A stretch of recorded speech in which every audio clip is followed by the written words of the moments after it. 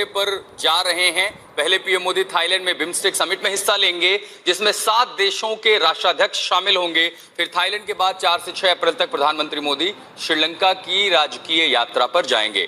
Thailand का ही visit नहीं है इस वक्त, बल्कि थाईलैंड से आगे वो श्रीलंका जा रहे हैं। इसके बाद वहां से श्रीलंका जाएंगे। श्रीलंका का जो विजिट है वो भी एक बड़ा इंपॉर्टेंट है। लेकिन मैं आपके सामने जरा मैं तस्वीरें पेश किए देती हूँ। ये देखिए जनाब, ये जो वहां पे रामायण पेश की गई है वो कैसे उन्होंने कह रहे हैं कि ये थाईलैंड में एक फ्यूजन क्रिएट किया गया है रामायण का। नया बंदा है, नई पर्सनालिटी है, तो इसके साथ इंगेज करना भी इम्पोर्टेंट है। लेकिन श्रीलंकन प्रेसिडेंट जो है वो कुछ अर्सा पहले इंडिया हो के गए हैं, जहाँ पे उनको बहुत जबरदस्त इन्होंने इंडिया ने वेलकम दिया। कि मोदी ने अपने आप को ग्लोबल साउथ का लीडर साबित कर दिया है। पहले से ही कर रखा है, ये नहीं है कि पहली दफा है। मोदी ग्लोबल साउथ का लीडर है, ये तो हर कोई कहता है। श्रीलंका में 3 दिन क्यों? ठीक है जी, ये एक सवाल है। बहुत सारे लोग जारी बात है इसके ऊपर जानना भी चाहते हैं, और ये सबको खटक रहा है कि मोदी साहब वहाँ पे 3 दिन क्या करें। तो दोस्तों, आप सभी का स्वागत है आपके अपने YouTube चैनल केसी स्पेशल न्यूज में। दोस्तों, भारत के प्रधानमंत्री श्री नरेंद्र मोदी थाईलैंड से श्रीलंका पहुंच चुके हैं, जहां भारतीय समुदाय ने बड़ी गर्मजोशी से पीएम मोदी का स्वागत किया है। पीएम मोदी के स्वागत में कोलंबो में भारतीय समुदाय ने एक कार्यक्रम भी आयोजन किया है। और दोस्तों, बारिश के बावजूद भी भारतीय समुदाय के लोग बड़ी संख्या में पीएम मोदी का स्वागत करने पहुंचे हुए हैं। दोस्तों, आप लोगों को ये भी बता दूं कि पीएम मोदी का राजकीय सम्मान के साथ स्वागत किया गया और इस दौरान उन्हें गार्ड ऑफ ऑनर भी दिया गया। दोस्तों, श्रीलंका के राष्ट्रपति अनुरा कुमार दिसानायके भी मौजूद रहे। तो आप लोगों को ये भी बता दूं कि पीएम मोदी और दिसानायके के बीच होने वाली बातचीत के दौरान भारत श्रीलंका के बीच रक्षा समझौते पर बातचीत होना तय माना जा रहा है। और दोस्तों, इसके लिए हिंद महासागर में सुरक्षा बढ़ाने का मुद्दा उठाया जा सकता है, जिसके लिए दोनों देशों का एक साथ मिलकर काम करना जरूरी है। तो दोस्तों, हिंद महासागर में चीन के बढ़ते प्रभाव को देखते हुए भारत और श्रीलंका के बीच रक्षा समझौते काफ़ी अहम हैं। और दोस्तों, ऐसा भी कहा जा रहा है कि पीएम मोदी और दिसानायके के बीच इस पर हस्ताक्षर भी किए जा सकते हैं। दोस्तों, पीएम मोदी का श्रीलंका में बड़ी गर्मजोशी से स्वागत किया गया। बारिश के बावजूद दोस्तों, भारतीय समुदाय की बड़ी संख्या में लोग पीएम मोदी का स्वागत करने के लिए पहुँचे हुए थे।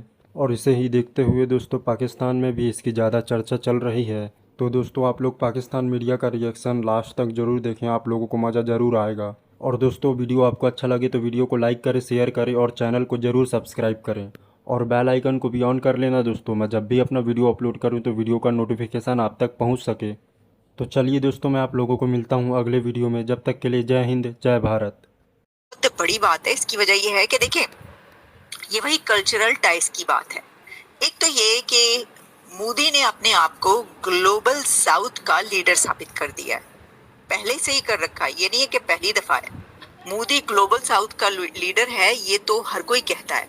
और अब आप ये भी याद रखें कि ये इनका सिर्फ थाईलैंड का ही विजिट नहीं है इस वक्त, बल्कि थाईलैंड से आगे वो श्रीलंका जा रहे हैं। इसके बाद वहां से श्रीलंका जाएंगे। श्रीलंका का जो विजिट है वो भी एक बड़ा इंपॉर्टेंट है। लेकिन मैं आपके सामने जरा मैं तस्वीरें पेश किए देती हूँ। ये देखिए जनाब, ये जो वहां पे रामायण पेश की गई है वो कैसे उन्होंने कह रहे हैं कि ये थाईलैंड में एक फ्यूजन क्रिएट किया गया है रामायण का। और ये देखिए आप, ये सारी जो हैं ये वहां पर मोदी साहब वहां पर बैठे हुए थे और वो ये देख रहे थे, और वहां पर रामायण को स्टेज किया गया। और ये एक फ्यूजन था, एक थाईलैंड का अपना स्टाइल था जिसमें उन्होंने क्रिएट किया है। ये अपने इम्प्रोवाइजेशन भी लेकर आए, यानी इसको इम्प्रोवाइज भी किया। एनीवेज, मुझे ये तो नहीं पता कि रामायण को इम्प्रोवाइज किया जा सकता है, नहीं किया जा सकता, लेकिन करने वाले करते भी हैं। भारतीय वजीर आजम कहीं भी पहुंचता है तो वहां पर क्या होता है, वहां पे भारत का कल्चर शो करते हैं। थाईलैंड का कल्चर भारत का कल्चर नहीं है, लेकिन वो क्या कर रहे हैं, वो उनका रामायण को स्टेज कर रहे हैं। ऐसे ही हमने देखा कि जहां कहीं भारत का प्राइम मिनिस्टर जाता है वहां पर लोग, वहां के लोग उनके कल्चर को दिखाते हैं। होता तो ये है कि जिस कंट्री में जाया जाता है वो कंट्री अपना कल्चर दिखाता है, लेकिन इंडिया का प्राइम मिनिस्टर जब कहीं पहुंचता है तो इससे उलट बात होती है, और वो ये करते हैं कि इंडिया के कल्चर की कोई ना कोई चीज लेकर उनको दिखाई जाती है। हमने आपको ये सिर्फ कहने सुनने की बात नहीं, हम देखते रहे हैं। आपने भी देखा, जहाँ कहीं मोदी साहब पहुंचते वहां पर होती है, ऐसा ही होता है। उनके कल्चर को जो है वहां पे शो किया जाता है। तो इसकी वजह ये है कि वहां का culture the most Asian culture है। नरेंद्र मोदी श्रीलंका में 3 दिन के लिए आखिर क्यों आ रहे हैं?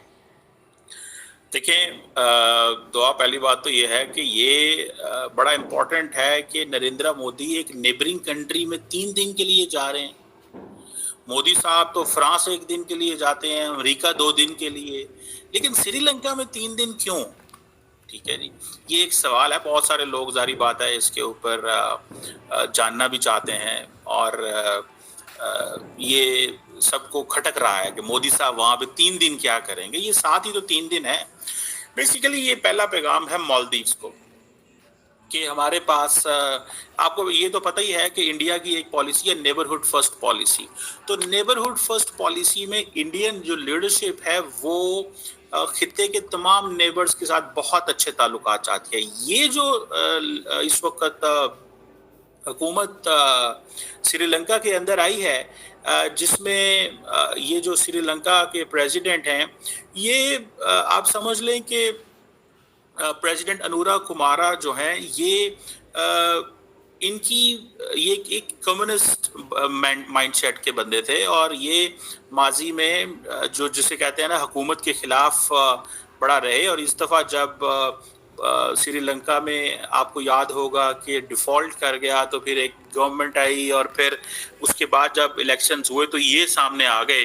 तो इंडिया के लिए ये एक नया बंदा है, नई पर्सनालिटी है, तो इसके साथ इंगेज करना भी इम्पोर्टेंट है। लेकिन श्रीलंकन प्रेसिडेंट जो है वो कुछ अर्सा पहले इंडिया हो के गए हैं, जहाँ पे उनको बहुत ज़बरदस्त इन्होंने इंडिया ने वेलकम दिया। असल में 3, 4, 5 इम्पॉर्टेंट पॉइंट्स हैं जिसके ऊपर बात करनी ज़रूरी है। जो मुझे लगता है मोदी साहब जिस चीज़ पे फोकस करेंगे वो डिफेंस के ताल्लुकात भी हैं और जिसे आप कह लें कि इकोनॉमी भी उनके लिए इम्पॉर्टेंट है, डिफेंस भी इम्पॉर्टेंट है, फिर डिजिटलाइजेशन भी इम्पॉर्टेंट है। बहुत सारे एरियाज़ पे काम करने की जो है वो जो पोजीशन वो तैयार की गई है और बहुत सारे एरियाज़ पे ये बताया जाएगा कि कहाँ कहाँ इंडिया मज़ीद इन्वेस्टमेंट करने जा रहा है। मैं आपको बताता चलूँ कि जब श्रीलंका जो है वो बार बार कह रहा है कि हमें फॉरेन इन्वेस्टमेंट चाहिए इकोनॉमी को स्टेबलाइज करने के लिए, जो फाइनेंशियल क्राइसिस 2022 में आया था, इंडिया ने ऑलरेडी $4 बिलियन की फाइनेंशियल असिस्टेंस अप्रूव की हुई है श्रीलंका के लिए। That's a big money. ठीक है जी। सो इंडिया जो है वो श्रीलंका का बायलैटरल लेंडर भी है, जिन्होंने इंडिया ने ये भी वादा किया हुआ है कि वो 1.36 बिलियन का जो रिस्ट्रक्चर करेंगे लोन, क्योंकि श्रीलंका जब 2022 के अंदर डिफॉल्ट कर गया था। सो इंडिया इसलिए भी इम्पोर्टेंट है श्रीलंका के लिए। लेकिन इसके बावजूद नरेंद्र मोदी 3 दिन गुजारना चाहते हैं कि वो एक जो नया जो पॉलिटिकल क्लास है, देखिए जो माजी में जो लीडरशिप थी राजा पाकसाज, वो एक और माइंडसेट के लोग थे, वो एक डिफरेंट थे, उनके साथ भी अच्छे ताल्लुकात थे। लेकिन ये एक डिफरेंट जो लीडरशिप आई है और ये थोड़े से टफ हुआ करते थे इंडिया के हवाले से, लेकिन अब उनको पता है कि इंडिया के बगैर हमारा कोई गुजारा नहीं है। सो इसलिए नरेंद्र मोदी साहब कुछ अरसा वक्त गुजारना चाहते हैं इनको बताने के लिए कि आप बड़े इंपॉर्टेंट हैं हमारे लिए। बहरहाल एक तो ये हो गया। इसीलिए बहुत सारे ऐसे एरियाज़ हैं जैसे एनर्जी सेक्टर में, सिक्योरिटी में, डिजिटलाइजेशन में, इनमें इंडिया जो है ये इंडिया की स्ट्रॉन्ग पॉइंट्स हैं।